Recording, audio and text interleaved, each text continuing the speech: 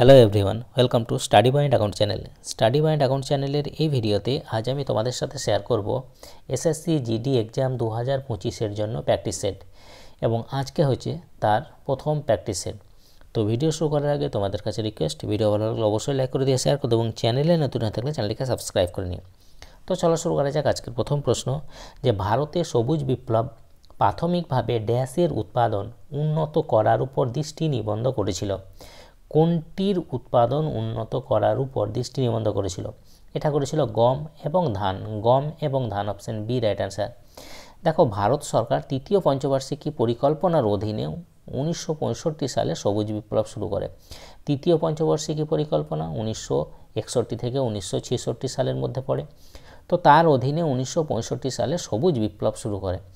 প্রশ্ন হয় যে সবুজ বিপ্লব কোন পঞ্চবার্ষিকী পরিকল্পনার সময় শুরু হয়েছিল? তৃতীয় পঞ্চবার্ষিকী পরিকল্পনার সময় শুরু হয়েছিল। কত সালে? সেক্ষেত্রে হবে 1965 সালে। প্রধান যে কেন্দ্রীভূত ফসল ছিল সেক্ষেত্রে হবে গম, ধান, জোয়ার, বাজরা এবং ভুট্টা। সবুজ বিপ্লবের প্রথম পর্যায় পাঞ্জাব, হরিয়ানা, অন্ধ্রপ্রদেশ, তামিলনাড়ু এবং পশ্চিম উত্তরপ্রদেশের মধ্যে সীমাবদ্ধ ছিল। নেক্সট, খেলো ইন্ডিয়া স্কুল গেমসের প্রথম সংস্করণ কোন সালে অনুষ্ঠিত হয়? খেলো ইন্ডিয়া স্কুল গেমসের যে প্রথম সংস্করণ সেটা কোন সালে অনুষ্ঠিত হয়? এটা প্রথম অনুষ্ঠিত হয়েছিল 2018 সাল, অপশান বি রাইট অ্যান্সার। প্রথম যখন অনুষ্ঠিত হয় খেলো ইন্ডিয়া স্কুল গেমস, তখন এর নাম ছিল খেলো ইন্ডিয়া স্কুল গেমস 2018-তে, এবং এটা প্রথম হয়েছিল কোথায়? দিল্লিতে। পরের বছর অর্থাৎ 2019 সালে যখন এই খেলো ইন্ডিয়া স্কুল গেমস অনুষ্ঠিত হয়, তখন এর নাম চেঞ্জ করে রাখা হয় খেলো ইন্ডিয়া ইউথ গেমস। এবং এই 2019 সালের যে খেলো ইন্ডিয়া ইউথ গেমস সেটা হয়েছিল পুনে, মহারাষ্ট্রের পুনেতে। 2020-তে হয়েছিল গুয়াহাটি, আসামের গুয়াহাটি। 2021-এ হয়েছিল হরিয়ানার পঞ্চকুলাতে। 2023-এ হয়েছিল মধ্যপ্রদেশ। 2024-এ হয়েছে তামিলনাড়ুতে। নেক্সট, লন্ডনে রয়্যাল অ্যালবার্ট হলে পারফর্ম করা প্রথম ভারতীয় সঙ্গীত শিল্পীকে? লন্ডনে রয়্যাল অ্যালবার্ট হলে পারফর্ম করা প্রথম ভারতীয় সঙ্গীত শিল্পী হলেন Lata Mangeshkar, option D right answer, Lata Mangeshkar. Next, ভারত এশিয়ার কোন অংশে অবস্থিত? ভারত এশিয়ার কোন অংশে অবস্থিত? ভারত এশিয়ার দক্ষিণ এশিয়ায় অবস্থিত। দক্ষিণ এশিয়ায় অবস্থিত, অপশন এ রাইট অ্যান্সার। এছাড়া অক্ষাংশ অনুসারে ভারত উত্তর গোলার্ধে অবস্থিত। দ্রাঘিমা অনুসারে ভারত পূর্ব গোলার্ধে অবস্থিত। ভারত পূর্ব গোলার্ধে, দ্রাঘিমা অনুসারে পূর্ব গোলার্ধে অবস্থিত। কবে ভারতের সংবিধানে 10টি মৌলিক কর্তব্যকে যোগ করা হয়েছিল? 10টি মৌলিক কর্তব্যকে যোগ করা হয়েছিল 1976 সাল। কততম সংবিধান সংশোধনী? 42তম সংবিধান সংশোধনী। এই সময় ভারতের প্রধানমন্ত্রী কে ছিলেন? ভারতের প্রধানমন্ত্রী ছিলেন ইন্দিরা গান্ধী। ইন্দিরা গান্ধী এই সময় ভারতের প্রধানমন্ত্রী ছিলেন। নিম্নের কে সারেঙ্গি বাদ্যযন্ত্রের সাথে যুক্ত নয়? নিম্নের কে সারেঙ্গি বাদ্যযন্ত্রের সাথে যুক্ত নয়? দেখো, শকুর খান, রমেশ মিশ্র, ওস্তাদ বিন্দু খান, এরা তিনজনেই কিন্তু সারেঙ্গি বাদ্যযন্ত্রের সাথে সম্পর্কিত। নিখিল ব্যানার্জি কিন্তু সারেঙ্গি বাদ্যযন্ত্রের সাথে সম্পর্কিত নয়, অপশন ডি রাইট অ্যান্সার। নিখিল ব্যানার্জি কিসের সাথে সম্পর্কিত? সেতার বাদ্যযন্ত্রের সাথে সম্পর্কিত নিখিল ব্যানার্জি। নেক্সট, ভারতের সমবায় ব্যাংক রাজ্যগুলির অধীনে নিবন্ধিত ড্যাশ আইন দ্বারা? কোন আইন দ্বারা? সমবায় সমিতি আইন দ্বারা, অপশন এ রাইট অ্যান্সার, সমবায় সমিতি আইন দ্বারা। নিম্নলিখিত উৎসবগুলির মধ্যে কোনটি 14 দেবতার পূজা এবং জুলাই মাসে পালিত হয়? নিম্নের উৎসবগুলির মধ্যে কোনটিতে 14 দেবতার পূজা করা হয় এবং যেটা জুলাই মাসে পালিত হয়? এটা হলো খার্চি পূজা। খার্চি পূজা 14 দেবতার পূজা করা হয় এবং জুলাই মাসে পালিত হয়। খার্চি পূজা কোথায় পালিত হয়? এটা খার্চি পূজা হলো ত্রিপুরার একটা হিন্দু উৎসব। খার্চি পূজা টানা 7 দিন ধরে চলে, জুলাই মাসে পালিত হয় এবং 14 দেবতার পূজা জড়িত। নেক্সট, অ্যালকিনের যে সাধারণ ফর্মুলা সেটা কি? অ্যালকিনের সাধারণ ফর্মুলা কি? অ্যালকিনের সাধারণ ফর্মুলা হলো CnH2n। CnH2n হলো অ্যালকিনের সাধারণ ফর্মুলা। অ্যালকেনের যে সাধারণ ফর্মুলা সেটা হলো CnH2n+2, এটা হলো অ্যালকেনের সাধারণ ফর্মুলা। আর অ্যালকাইনের সাধারণ ফর্মুলা হলো CnH2n-2, এটা হলো অ্যালকাইনের সাধারণ ফর্মুলা। নেক্সট, ড্যাশ সালের সাক্ষরতার হারে আসামকে বাদ দেওয়া হয় যেখানে সেন্সাস নেওয়া হয়নি? কোন সালের সাক্ষরতার হারে আসামকে বাদ দেওয়া হয়েছিল? এটা হয়েছিল 1981। 1981 সাল, অপশান সি রাইট অ্যান্সার। একটি টেলিযোগাযোগ শিল্পের মধ্যে রয়েছে স্যাটেলাইট, বদ্ধ কম্পিউটার নেটওয়ার্ক এবং ড্যাশ। এটা হলো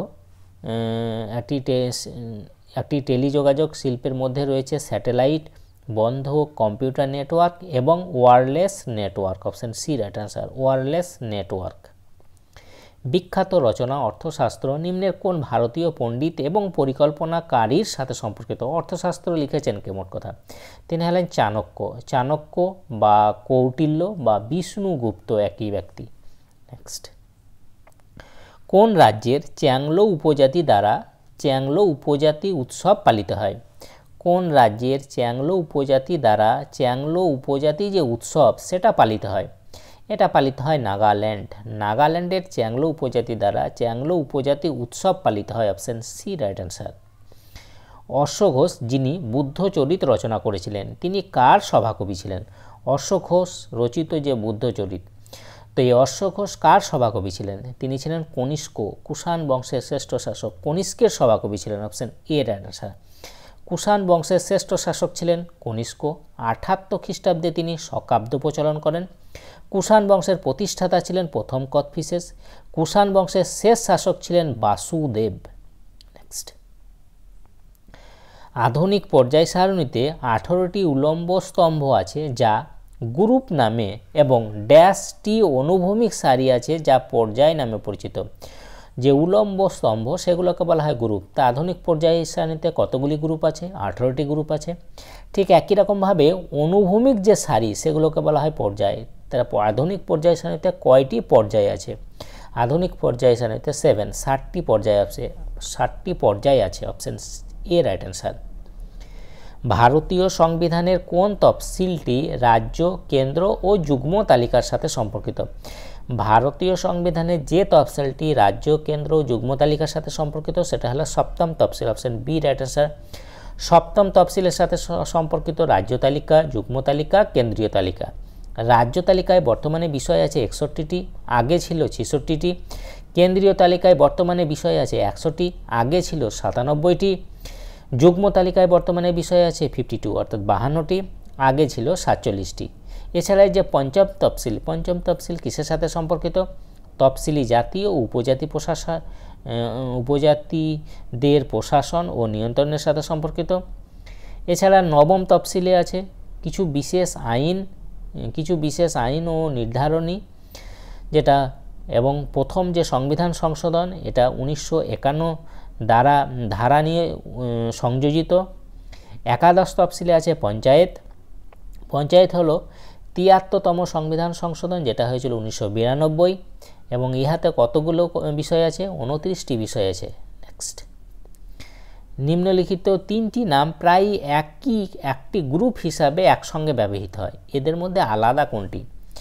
নিম্নলিখিত 3টি নাম প্রায়ই একটি গ্রুপ হিসাবে একসঙ্গে ব্যবহৃত হয়, এদের মধ্যে আলাদা হলো দাদাভাই Naoroji, option B right answer. এই যে বাল গঙ্গাধর তিলক, বিপিন চন্দ্র পাল এবং লালা লাজপত রায়, এদের তিনজনকে একসঙ্গে বলা হয় লাল বাল পাল নামে পরিচিত এরা তিনজনে। এবং এরা তিনজনেই কিন্তু কংগ্রেসের যে চরমপন্থী দলের চরমপন্থীর লোক। অপরদিকে দাদাভাই নরোজি ছিলেন নরমপন্থীর লোক। নেক্সট, নিম্নের কোনটি ছত্তিশগড় রাজ্যের লোকনৃত্য? এটা হলো রাউত হলো ছত্তিশগড় রাজ্যের লোকনৃত্য, Raut, option B right answer. ছত্তিশগড়ের লোকনৃত্যগুলি পন্থী, কর্মা, রাউত এগুলো সবই কিন্তু ছত্তিশগড়ের যে ফোক ডান্স। ফাস্ট ফুড এর সঙ্গে প্রায়ই প্যাক করা হয় ফ্যাট এবং ড্যাশ। ফাস্ট ফুড এর সাথে প্রায়ই প্যাক করা হয় ফ্যাট এবং empty calories, option C right answer, fat এবং empty calories. Startup India programme কবে লঞ্চ করা হয়েছিল? এটা করা হয়েছিল 16 জানুয়ারি 2016। 2016 সালের 16 জানুয়ারি স্টার্টআপ ইন্ডিয়া প্রোগ্রাম লঞ্চ করা হয়েছিল। নিম্নের কোন অ্যাসিড জিঙ্ক সালফেটে রূপান্তরিত করে? জিঙ্ক সালফেটে রূপান্তরিত করে যে অ্যাসিডটি সেটা হলো সালফিউরিক অ্যাসিড, যার সংকেত হলো H2SO4, সালফিউরিক অ্যাসিড। তো সালফিউরিক অ্যাসিডকে রাসায়নিক দ্রব্যসমূহের রাজা বলা হয় এবং একে অয়েল অফ ভিট্রিয়লও বলা হয়। এছাড়া এই যে অ্যাসিটিক অ্যাসিডের যে সংকেত সেটা হলো CH3COOH, CH3COOH। হাইড্রোক্লোরিক অ্যাসিড যার সংকেত হলো HCl। নাইট্রিক অ্যাসিড যার সংকেত হলো HNO3 নাইট্রিক অ্যাসিড। নেক্সট, নিম্নের কোন দেশের সাথে উত্তরপ্রদেশ সীমানা শেয়ার করে? নিম্নের কোন দেশের সাথে উত্তরপ্রদেশ সীমানা শেয়ার করে? উত্তরপ্রদেশ যে দেশটির সাথে সীমানা শেয়ার করে সেটা হলো Nepal. Option B right answer.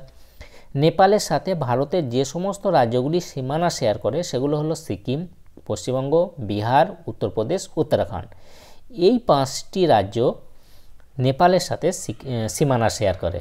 Next, major Dhyanchand dash খেলায় একটি বিখ্যাত নাম। মেজর ধ্যানচাঁদ কোন খেলার একটা বিখ্যাত নাম? তিনি হকি খেলার একটা বিখ্যাত নাম, হকির সাথে সম্পর্কিত মেজর ধ্যানচাঁদ। সাঁওতাল বিদ্রোহ কত সালে হয়েছিল? সাঁওতাল বিদ্রোহ কত সালে হয়েছিল? সাঁওতাল বিদ্রোহ হয়েছিল 1855। কোথায় হয়েছিল? রাজমহল পাহাড়। সাঁওতাল বিদ্রোহের নেতা সিধু কানু চাঁদ ভৈরব। সাঁওতাল বিদ্রোহের প্রতীক কী ছিল? শালগাছ ছিল সাঁওতাল বিদ্রোহের প্রতীক। ভারতের অভ্যন্তরীণ যে নেভিগেশন জলপথ রয়েছে কত কিমি? ভারতের অভ্যন্তরীণ নেভিগেশন জলপথ রয়েছে কত কিমি? 14,500 কিমি। 14,500 কিমি। ভারতীয় সংবিধানের কোন ধারা ভারতের নির্বাচন কমিশনের সাথে সম্পর্কিত? ভারতীয় সংবিধানের কোন ধারা ভারতের নির্বাচন কমিশনের সাথে সম্পর্কিত? এটা হচ্ছে ধারা 324। 324 নম্বর ধারা ভারতের নির্বাচন কমিশনের সাথে সম্পর্কিত। নিম্নের কোন নৃত্যটি গোয়া রাজ্যে পরিবেশিত হয়? নিম্নের কোন নৃত্যটি গোয়া রাজ্যে পরিবেশিত হয়? এটা হলো ফুগডি। ফুগডি হলো গোয়া রাজ্যের লোকনৃত্য। Option D right answer. ভারতে প্রথম ফর্মুলা 1 রেস কবে অনুষ্ঠিত হয়েছিল? ভারতে প্রথম ফর্মুলা 1 রেস কবে অনুষ্ঠিত হয়েছিল? এটা প্রথম অনুষ্ঠিত হয়েছিল 2011 সাল। 2011 সাল। Option C right answer. 2011 সালে ভারতের যে প্রথম ফর্মুলা 1 রেস অনুষ্ঠিত হয়েছিল সেটা কোথায় হয়েছিল? গ্রেটার নয়ডা। গ্রেটার নয়ডার বুদ্ধ ইন্টারন্যাশনাল সার্কিটে অনুষ্ঠিত হয়েছিল। লাহো নৃত্যটি ভারতের কোন রাজ্যের সাথে সম্পর্কিত? লাহো কোন রাজ্যের লোকনৃত্য? মেঘালয় রাজ্যের ফোক ডান্স হলো Laho. Option B right answer. কোন সংবিধান সংশোধনী 6 থেকে 14 বছর বয়সী শিশুদের জন্য বাধ্যতামূলক শিক্ষা চালু করেছে? 6 থেকে 14 বছর বয়সী শিশুদের জন্য যে বাধ্যতামূলক শিক্ষা চালু করেছে কোন সংবিধান সংশোধনী? এটা হলো 86তম সংবিধান সংশোধনী। Option D right answer. 86তম সংবিধান সংশোধনী কত সালে হয়েছিল? 2002 সালে হয়েছিল। এবং এই 86তম সংবিধান সংশোধনী হওয়ার সময় ভারতের প্রধানমন্ত্রী কে ছিলেন? অটল বিহারী বাজপেয়ী। নেক্সট, সাধারণভাবে কোনটি উন্নয়নের মেরুদণ্ড হিসাবে পরিচিত? সাধারণভাবে কোনটি উন্নয়নের মেরুদণ্ড হিসাবে পরিচিত? Backbone of development. এটা হলো manufacturing industry. Manufacturing industry backbone of develop হিসাবে পরিচিত। ড্যাশ এ ভারত সরকারের নেওয়া ডিমনিটাইজেশন হলো একটি ইনিশিয়েটিভ যা করাপশন, কালো টাকা, সন্ত্রাস ও নকল কারেন্সি নিয়ন্ত্রণ করার জন্য নেওয়া হয়েছিল।